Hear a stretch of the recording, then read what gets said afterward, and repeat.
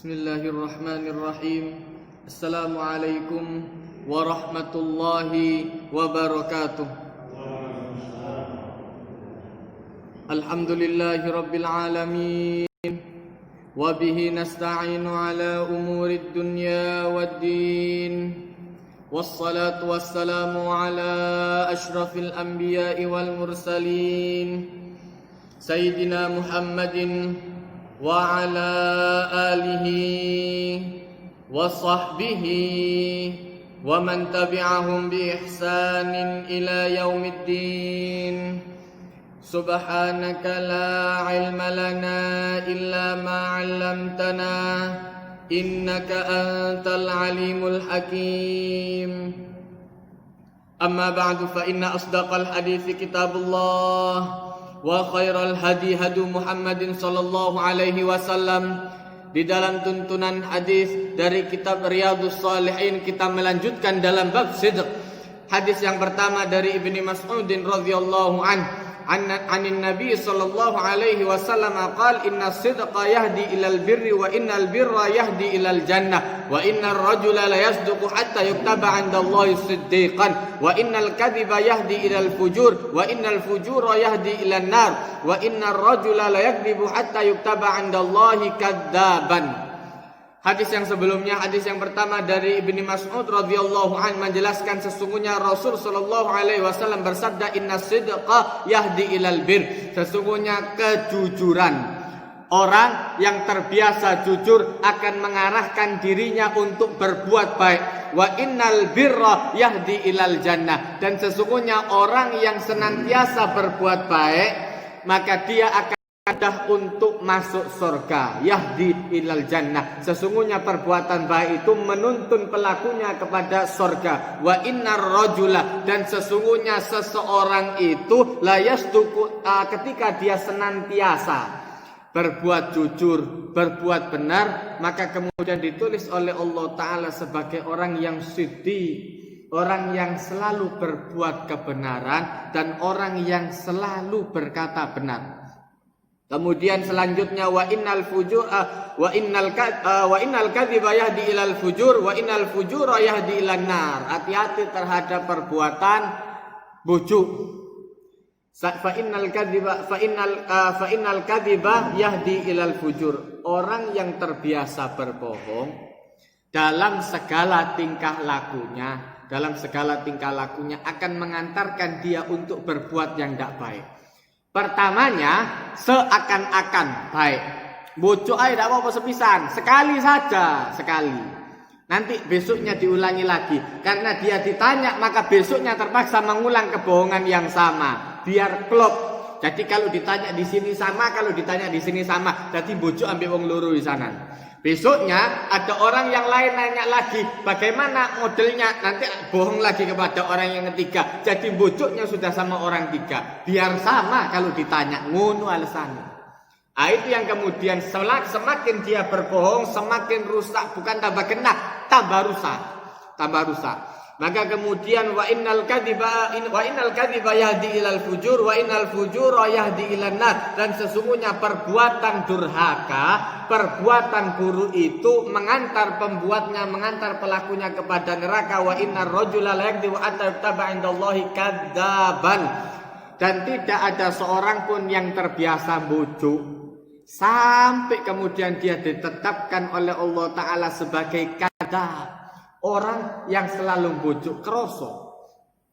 Jadi kemudian ini model kayak Musailamah, saking doyane bujuk sampai dijuluki al-kadzab, orang yang selalu bujuk. Jadi nek ngomong beda wis alamat akim bujuke daripada beneri, banyak bujuknya daripada betulnya. Nah itu sampai sahabat-sahabat tahu, jangankan sahabat yang baik, orang yang podo rusak ini, orang yang sama rusaknya sama dia pada masa itu, ngerti kalau dia ini orang tidak jujur, makanya jarang orang mau percaya sama dia.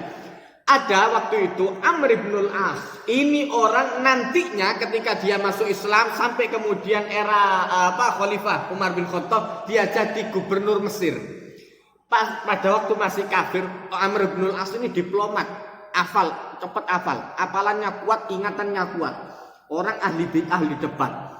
Dia ketika kemudian akan mengajukan pertanyaan kepada Musailamah, kepingin ngajak ngobrol sama Musailamah. Dia duduk sama Musailamah, kemudian kata Musailamah, apa yang dikatakan oleh orang yang ngaku menjadi nabi. Musailamah ini menuduh Rasulullah ngaku menjadi nabi. Kata Amr bin al-As, saya dengar, sekali dengar langsung hafal.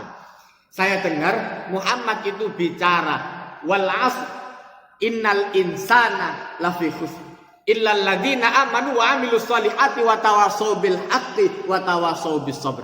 Dalam pertemuan yang lain dia mengatakan, saya dengar Muhammad mengatakan alam taro kaifa fa'ala rabbuka bi ashabil fil sampai entek.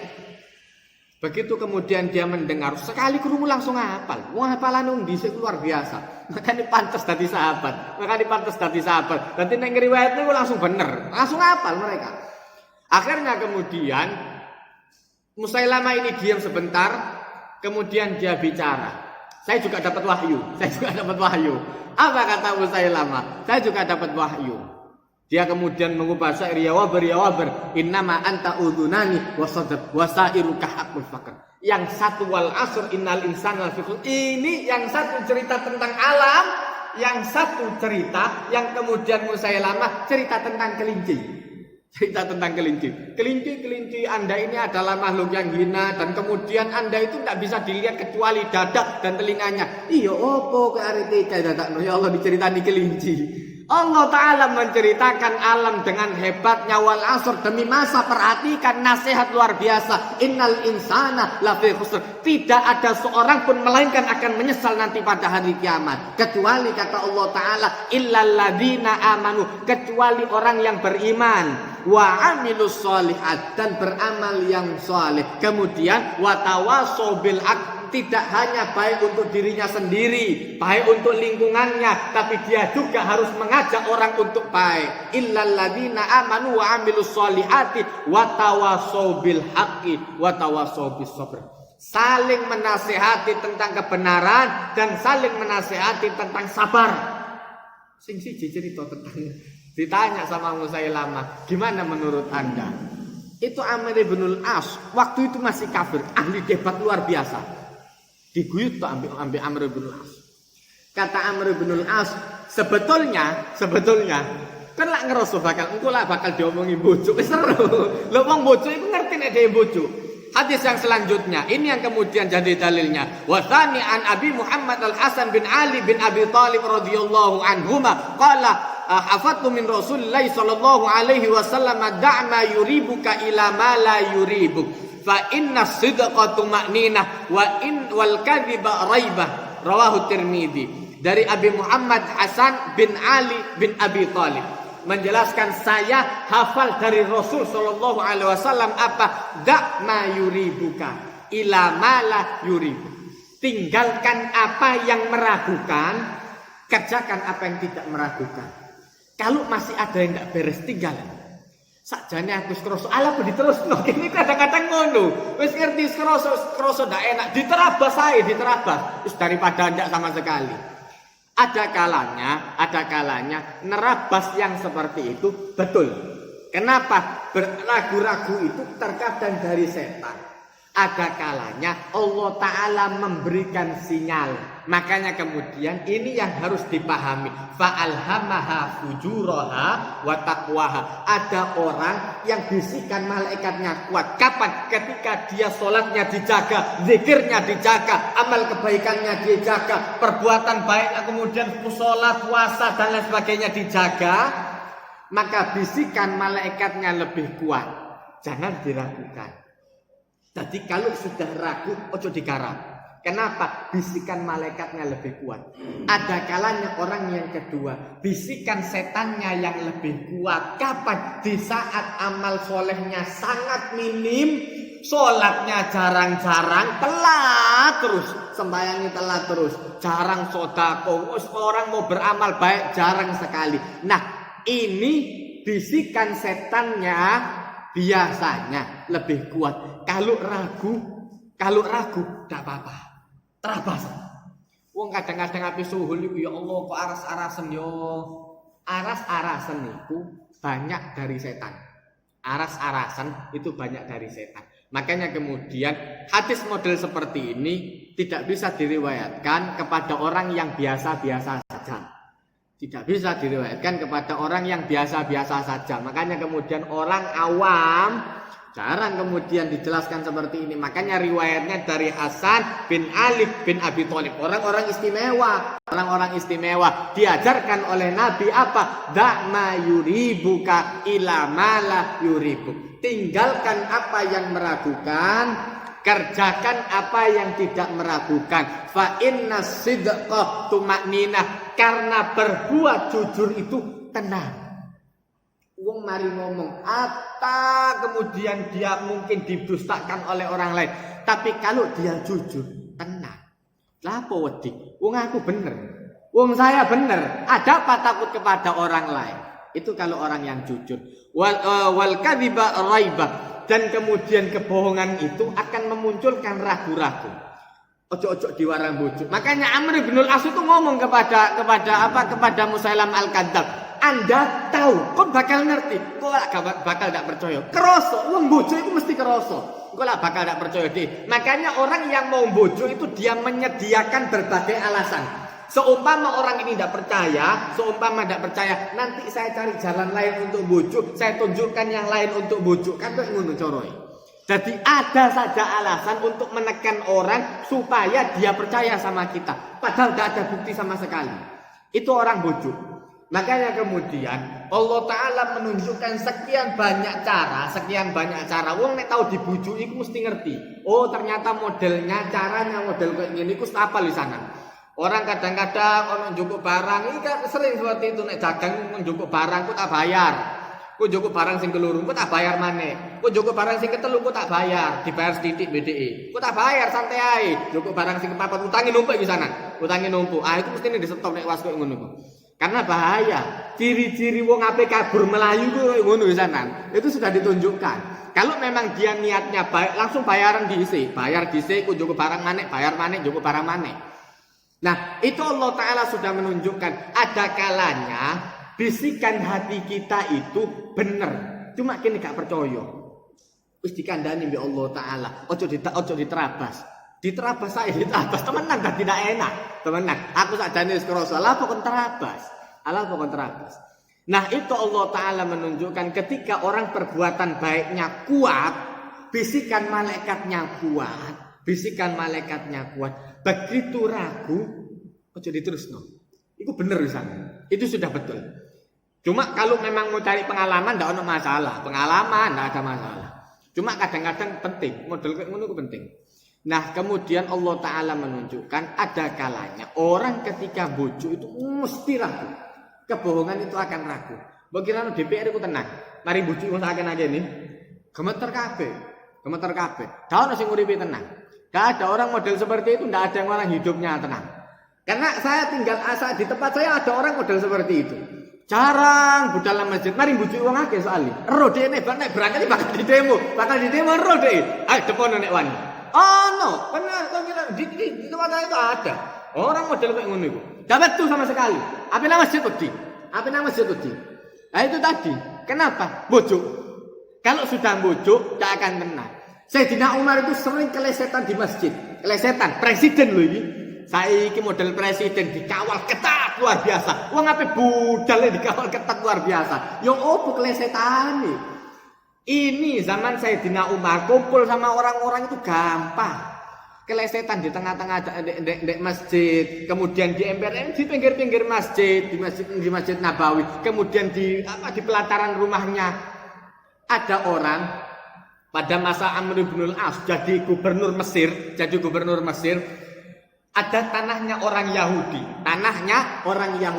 yang akan dibangun masjid, pelebaran masjid. Mau dilebarkan masjidnya, mau dibeli. Kata orang Yahudi, tidak saya jual, mau saya tempati sampai mati. Aku kepingin mati nang kene. Wah, ini tidak bisa dijak nego. Ayo di-up. Harganya dinaikkan lagi, cucuk ganti rugi, ganti untung 5 kali lipat. Kata Amr bin Al-As, saya beli 5 kali lipat untuk masjid. Kayak masjid. Kan tak kayak tukar goleng, tak kayak masih mulai gede. Tidak mau, kata dia, saya mau hidup di sini sampai mati. Tak terima. Amr bin As itu orangnya kayak gitu, kadang-kadang rada arogan, kadang-kadang agak arogan. Akhirnya kemudian gusur untuk tata kota, biar kota ini api ngono lho. Ya, digusur sama Amr bin As, kemudian dikasih pesangon, wis. Dia tanya, siapa atasannya orang ini? Atasannya Amr bin As ini siapa? Ada presidennya, khalifah. Ada di mana? Di Madinah. Berangkat ke Mesir nak Madinah. Berangkat sampai di Madinah, naik kendaraan seadanya. Sampai di sana, dia membayangkan istananya luar biasa. Ini Amr bin As gubernur, itu istananya luar biasa. Dia membayangkan presidennya luwih gede maneh. Tutup Madinah, sampai di Madinah dia melihat gubuk tenda pramuka. Ditanya, mana presidennya? Loh, sing genah, saya ini dikira guyonan dek wong ngono. Ditanya di Masjid Nabawi loh ini. Saya ini mau tanya sungguhan, jangan Anda menghina saya, ngilokno aku, mentang-mentang aku wong Yahudi terus dilok-ilokno. Enggak. Loh, kata orang-orang enggak, kami ini sungguhan. Kalau Anda mau lihat presidennya itu loh ada di pelataran masjid. Kelesetan di pelataran masjid. Dilihat sama orang Yahudi ini tadi, karena dia amanah, maka aman. Wong nek ndak amanah, gemeter kabeh, ketakutan. Kalau yang naik lawan politik, ojo-ojo nanti yang naik lawan politik. Iya, kalau teman politik, kawan politik ndak apa-apa. Kalau lawan politik, ada peraturan untuk aman. Dia aman, anak sing ndak aman. Ada peraturan dilarang memenjarakan presiden, anak sing diublek-ublek ambil lawan politik. Mari gak kena anak putune sing diublek-ublek. Oh, wis kena salah. Wis ruwet. Kalau sudah ada amanah, ruwet. Tapi begitu amanah, aman. Wong dodol sarung, ayo ado-ado dodol sarung. Orang jual sarung. Nek jujur, aman deh. Tenang. Apa? Dia ngerti kalau seumpama orang ini balik lagi, berarti mau order lagi. Tapi kalau seumpama orang bojo sing ono nang di sarung ono bolongi. Begitu wong iki balik gemeter kabeh sarung, ape balikno barang iku waduh, duwe wis kadung kegawe pisan langsung. Wah, aku tak tutup ae tukune yo, mari ngene yo. Apa maneh ape ditelepon? Saya mau datang ke sana. Waduh, jam berapa? Jam 1. Wah, wayahe mangan awan iki. Enak ditutup ae kan. Alasan mangan awan ngono ae. Engko tak jam 1 tak tutupi ambek aku. Ngerti deh. Tadi sudah merencanakan untuk bujuk lagi. Sudah bujuk yang pertama, direncanakan untuk bujuk lagi. Begitu bujuk lagi, nang ndi kok nak tutup tokomu sana kok sik tutupan tokomu iki. Iya, sik mangan awan. Temen 1/2. Dinteni ambek sampai 1/2 gemeter kabeh. Kok balik ta bareng karo duwe iki. Karo duwe terus yo opo? Ngono. Loh, kalau bujuk tidak akan tenang. Orang bujuk itu tidak akan tenang. Sudah diparani sama orang Yahudi ini tadi tanya, saya mau nanya, kenapa ada tanah saya di Mesir? Gubernur Anda yang bernama Amr bin As itu menggusur tanah saya. Katanya digunakan untuk masjid. Boleh tak kayak gitu di Islam? Loh, kata Umar bin Khattab, Anda ridho? Enggak, saya tidak ridho. Tanah itu mau saya tempati sampai mati. Terus gimana sama Amr bin As? Digusur sama Amr bin As. Oh, carikan tulang. Metu dek iki dudu dikeki surat sakti ta apa ndak dikon golek balung. Yo opo ngadu-adun aku ya Allah. Iki berangkat ke Mesir. Ke Madinah jauh-jauh, naik kendaraan seadanya, bekal seadanya, duduk tutup kono tambah ndak dikon golek balung. Astagfirullah. Sudah di sana iki presiden rotok sableng rubah di sana. Tutup kono digolekno sudah gampang perintah presiden ya apa maneh digolekno balung ambek sampai kemudian ketemu tulang diberikan kepada Umar bin Khattab.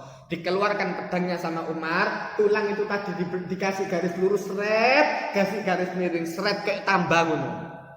Sudah, ini bawaan kepada gubernurmu. Kasihkan kepada Amr bin As. Kirim salam. Umar, kirim salam. Umar, kirim salam. Ini yang ngasih Umar. Berangkat. Iku nak tengah dalan melongo, ya Allah, iki coba ono asu lewat iki dipangan. Entek terus lapo aku tuh adu-adu ngene iki. Coba ono asu lewat, ono anjing lewat ngono, iki tulang dipangan. Lah terus aku mulai ngopo. Wis gak karu-karuan kok. Mosok presiden model koyo ngono iku mah. Sampai di sana, begitu sampai di istananya Amr bin As. Sampai di sana, kemudian diberikan dari mana Anda? Saya dari presiden, dari khalifah Umar bin Khattab. Gemeter. Toko Umar. Dari Umar Anda? Iya, saya dari sana.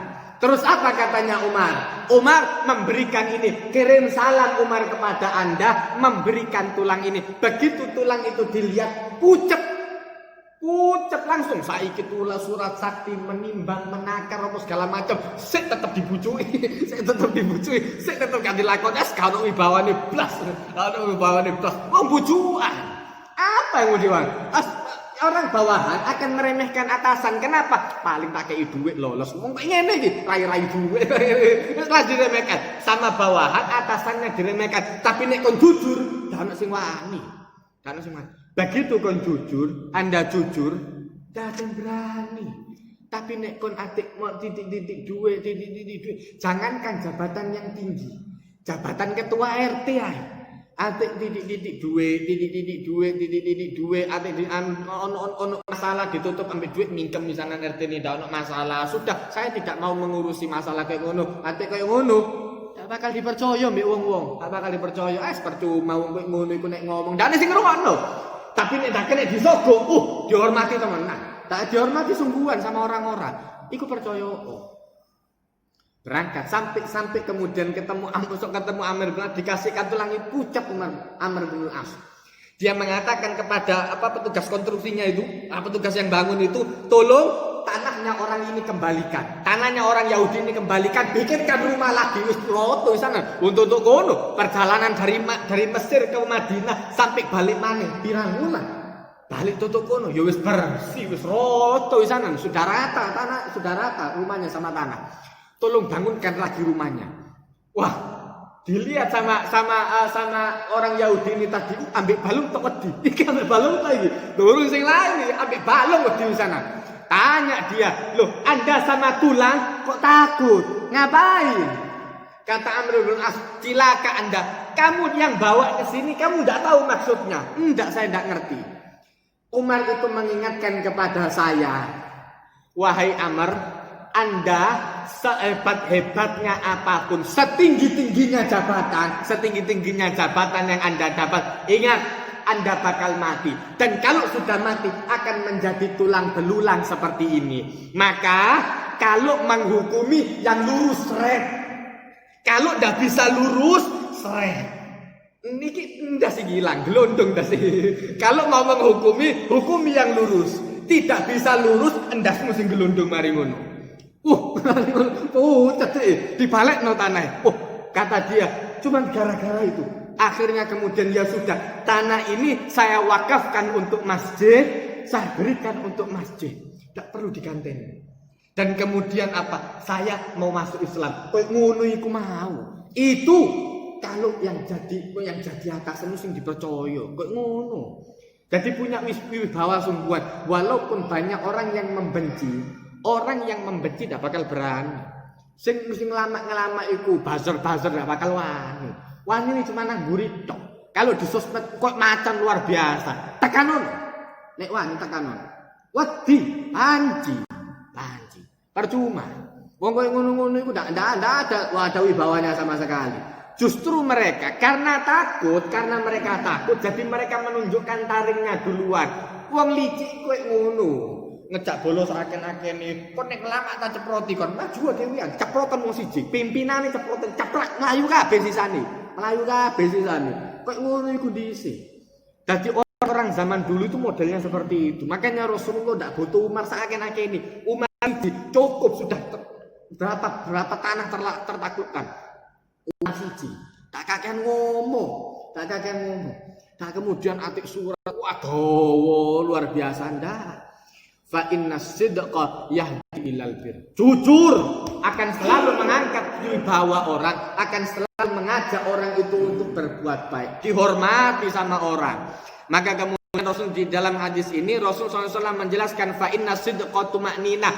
Orang yang jujur akan selalu tenang. Wal kadhiba raibah, dan orang yang bujuk akan selalu was-was. Ape sembayang kok pas ketemu ambil sing nagih utang, keweden. Ape sembayang kok dadi ditagih utang. Ape sembayang kok ditagih utang. Lho ngono kakean bojo soalnya. Kok arep ngono ape ketemu ambil sing nagih melayu dhek. Kudu diparani omahe warau bapak ndak ada. Pertama bojone sing dikon bojo, suami saya ndak ada. Mari anake sing dikon bojo, bapak tidak ada. Mari ngono babune pembantunya suruh bojo, tuan tidak ada. Bojo kabeh sak omah gara-gara dhek. Akhirnya kemudian dia ikut mau, dak sing tenang, tak ada yang hidupnya tenang, gara-gara bojo. Jadi kena imbasnya semua. Kemudian hadis yang ketiga dari Abi Sufyan bin Sakhr bin Harb menjelaskan radhiyallahu an fi hadithihi tawil fi qissati Hiraqla. Qala Hiraqlu famada ya'murukum yani an-nabi sallallahu alaihi wasallam qala Abu Sufyan qultu yaqulu u'budullaha wahdahu wa la tusyriku bi syai'a watruku ma yaqulu aba'ukum wa ya'muruna bis salati was sidqi wal afafi was silah. Muttafaqun alaih. Ada hadis yang ketiga dari Abu Sufyan Sakhr bin Harb radhiyallahu an. Ini hadis dia jelaskan setelah dia masuk Islam. Tapi kasusnya terjadi sebelum dia masuk Islam. Jadi sebelum Abu Sufyan masuk Islam, dia sempat kunjungan ke tempatnya Raja Heraklius. Sampai di depan Raja Heraklius ini tanya, apa yang disuruh oleh Nabi Anda? Orang yang ngaku jadi Nabi itu apa yang disuruh dia? Kok sampai heboh luar biasa itu ngomong apa? Nah maka Abu Sufyan mengatakan sesungguhnya Nabi ini yaqulu u'budullah wahdahu. Sembahlah Allah, jangan sampai syirik kepada siapapun. Kemudian yang kedua, watruku ma yaqulu aba'ukum. Tinggalkan apa yang dikatakan oleh aba-aba Anda yang tidak baik.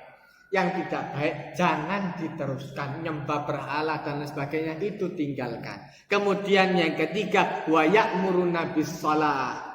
Nabi itu mengajarkan kepada kita untuk salat, wasidq, biasakan untuk berkata yang jujur, wal afaf, senantiasa memelihara kehormatan diri. Tidak dibiasai ngemis, njaluk iku isin.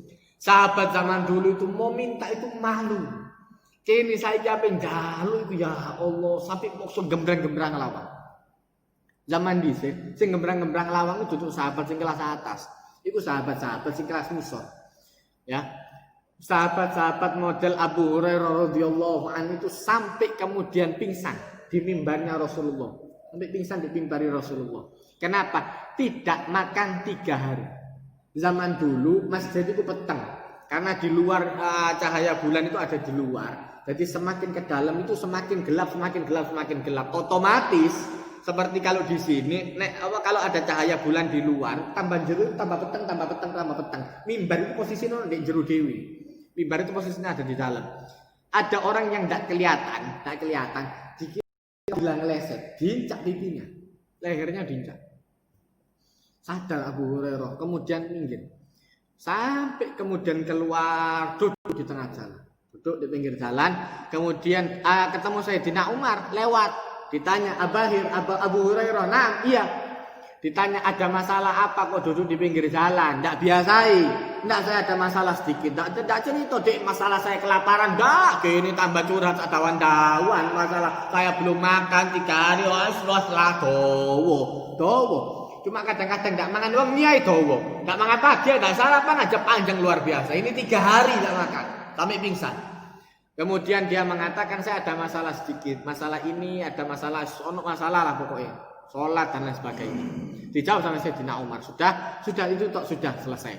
Abu Bakar yang kedua lewat. Sampai Abu Bakar yang lewat ditanya ada masalah apa? Abahir Abu Hurairah, iya ada masalah apa? Tidak, saya ada masalah sedikit cerita deh.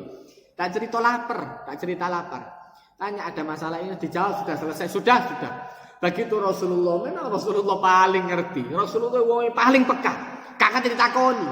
Dia tanya, Abahir Abu Hurairah, iya, melok. Kakak diwawancara, Rasulullah levelnya saja, paling peka. Karena Rasulullah tahu tidak ada sahabatnya yang dididik dan jaluk-jaluk udah ono. Rasulullah yang paling ngerti. Tidak ada sahabat yang dididik untuk minta-minta sampai ngemis gak ono. Jadi kalau sampai ada di pinggir jalan alamat masalah weteng, tidak sama Rasulullah. Berangkat.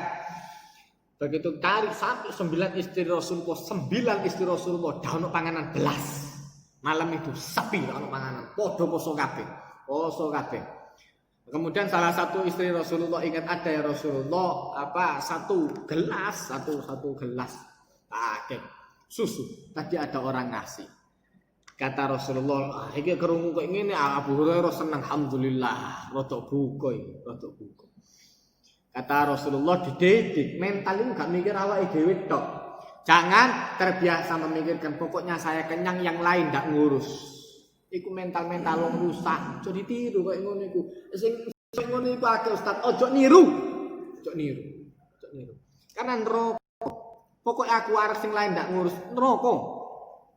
Akhirnya kamu dididik oleh Rasulullah, ada satu gelas. Kata Rasulullah, Abu Abahir, Anda balik ke masjid, di sana ada ahlus suffah, orang yang tinggal di pelataran Masjid Nabawi. Turu di pelataran. Tadi buka di masjid itu. Ada di pelataran Masjid Nabawi. Kira-kira jumlahnya 80 orang. Wah, jajar-jajar iki yayasan yatim piatu ngono, jajar-jajar rusake lagi ini musafir, ono sing memang wong ndak duwe, wah. Kira-kira jumlahnya ada 80 orang ngeleset nang ngono kabeh. Lu sak gelas bagi wong 80 sak tetes sedotan iki dicokok ngene iki mendhi sak. Iki wong 80 sak tetes alamat poso maneh. Maksudku aku ki ono ngombe dhisik baru aku nyeluk wong-wong ngono kan enak yo. Enggak. Disuruh panggil dulu sama Rasulullah, panggil dulu orang-orang, panggil. Sampai di sana, kemudian kata Rasulullah, Abahir Abu Hurairah, Anda yang jadi panitianya, masukkan 10. Iki wong telung dina lho gak mangan. Sing wis mangan didhisikno sik ana. Sing wis mangan. Iki gak cerita dhek ya Rasulullah. Harusnya saya dulu yang dikasih mangan. Aku iki telung dina gak mangan. Iki wong-wong ono sing sekeh mangan cerita. Dawa alasane. Ndak dadi panitia malah. Anda masukkan 10. Waduh. Itu 10 paling terakhir iki sekarang dilatih wadah itu. Kirim salam iki.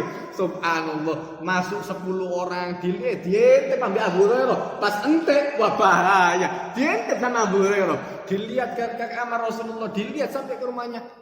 Alhamdulillah, wong-wong rodok khoyer ngombe titik kenyang ya Rasulullah. Sudah ganti mate. Rupane wong rodok sungkan ya Rasulullah. Rupane wong rodok sungkan. Dadi ngombe titik ya Rasulullah sudah kenyang ya Rasulullah. Wah, alhamdulillah wong rodok sungkan ya Allah. Sampai entek bolong-bolong. Terakhir tinggal Rasulullah sama Abu Hurairah. Tuan rumah mangan keri.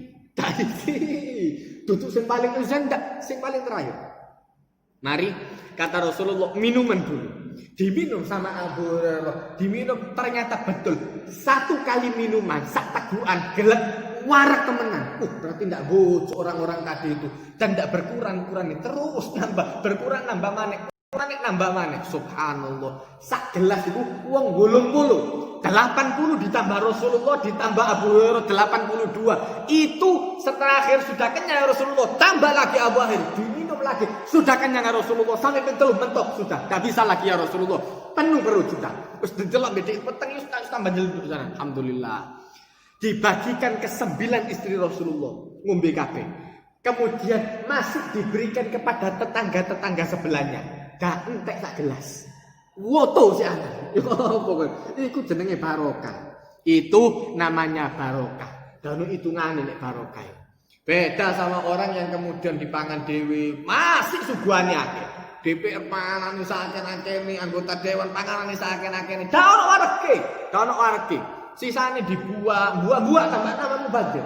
Orang yang kadang-kadang makan satu piring saja sulit iki mangan sakene. Ya Allah, dani yo neraka iki. Bayang dani yo neraka nih. Dani yo neraka. Ah itu yang kemudian kalau ndak jujur, nek jujur alhamdulillah apik nek jujur. Nek ndak jujur iku sing masalah. Nah, maka kemudian Rasul SAW mengajarkan wal afaf, menjaga diri dari minta-minta, menjaga kehormatan diri. Tidak biasa cerita masalah mbek wong-wong, masalah dhek mbek bojone, cerita mbek wong sak kampung, sak gubaro kabeh ya Allah. Asale perkara wong loro dadi sak gubah, mari sak gubah, sak ampel, mari sak ampel tambah sak kelurahan, mari tambah jembar mari. Wis tak karu-karuan mlebu berita, mlebu YouTube dan lain sebagainya. Masalah perkara sak bojo, dadi perkara sak embung, sak kampung yo opo.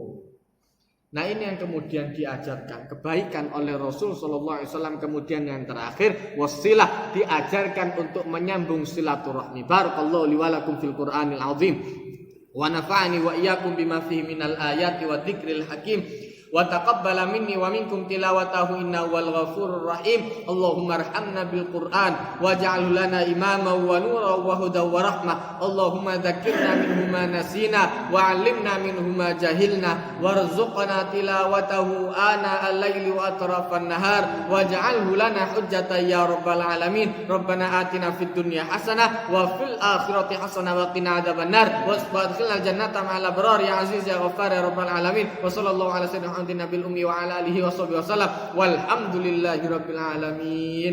Wassalamualaikum warahmatullahi wabarakatuh.